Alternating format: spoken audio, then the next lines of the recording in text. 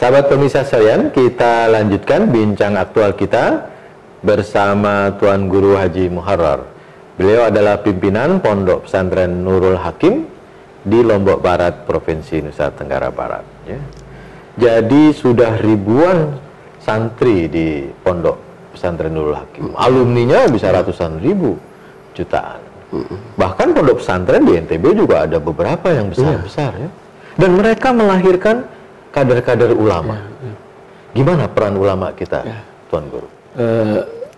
Sebelum sampai ke peran ulama, saya ingin sedikit pondok pesantren di NTB ini cukup banyak. Lebih dari 600 pondok pesantren ya, di Pulau Lombok dan di Pulau Sumbawa. Tapi yang terbesar di Pulau Lombok. Nah, kalau kita melihat peran para alim ulama terdahulu, memang sangat rapi di dalam berpikir soal regenerasi. Sehingga selalu ada para pengganti alim ulama yang dipanggil Allah, selalu kemudian ada pengganti, ada estafeta perjuangan. Jadi estafet kepemimpinan baik yang formal di pondok pesantren atau yang bergerak di bidang dakwah ini. Nah, memang kita rasakan Pak Sabto, kita rasakan sejak Pak Mukti menjadi Menteri Agama, terjadi sedikit perubahan. Kalau yang dulunya itu pondok pesantren itu melahirkan ulama yang sangat ahli dan dalam penguasaannya dalam ilmu-ilmu agama, ulum ad-diniyah, ya. Ya taruhlah penguasaan ilmu fikih yang luar biasa. Para tuan guru terdahulu.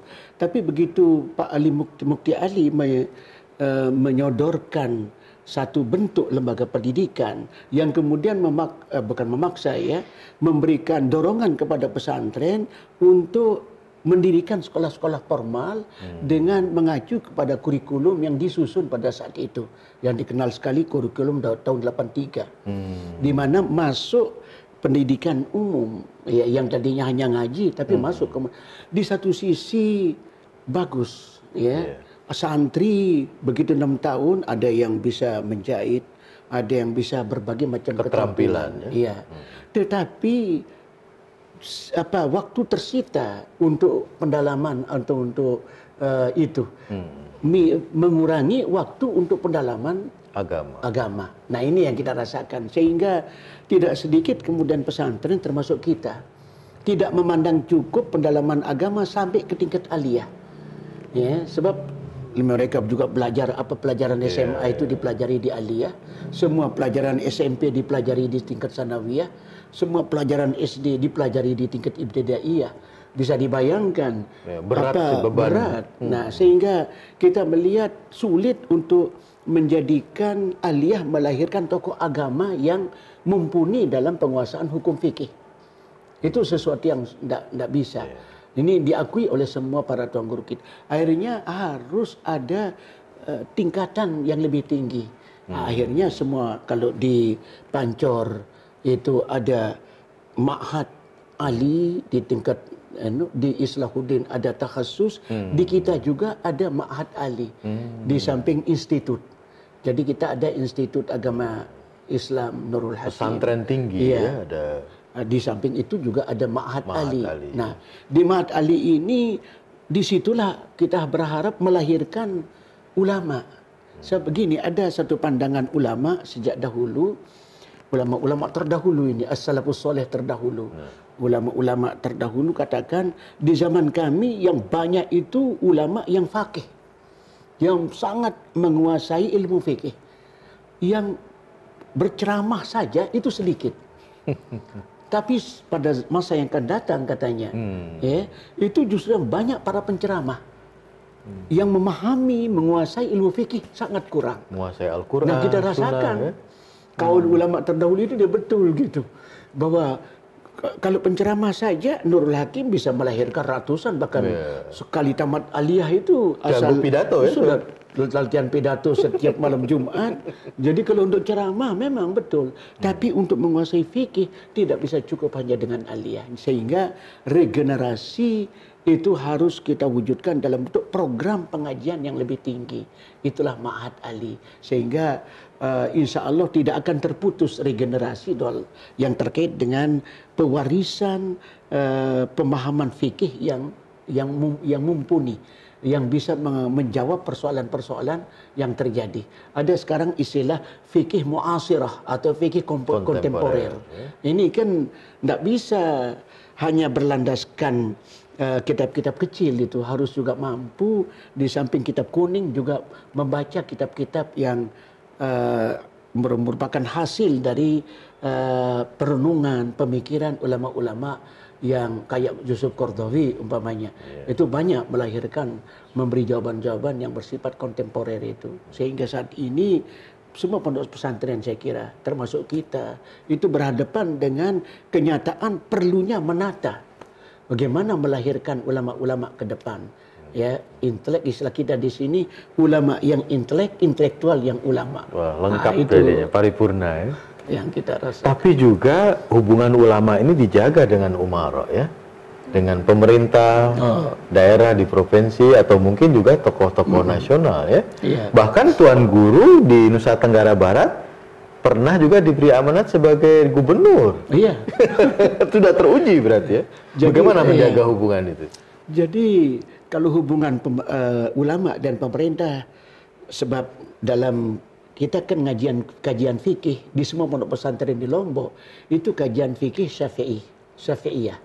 Nah, dalam kajian fikih Syafi'i itu justru atiullah wa atiur rasul ulil amri itu lebih dijabarkan dalam bentuk bagaimana menunjukkan loyalitas tetapi sekaligus memperankan diri sebagai orang yang mampu beramar ma'ruf nahi munkar. Jadi loyalitas kepada pemerintah, imamun adil. Pemerintah yang mampu melaksanakan tugas-tugas kepemerintahan secara baik, itu Tuan Guru, para ulama memberikan dukungan. Tetapi tidak bisa kemudian menutup diri untuk melihat apa hal-hal yang harus diperbaiki. Namun demikian tentu sangat bangga kita, kayak periode terdahulu Tuan Guru Bajang bisa jadi gubernur. 2 periode. 2 periode lagi.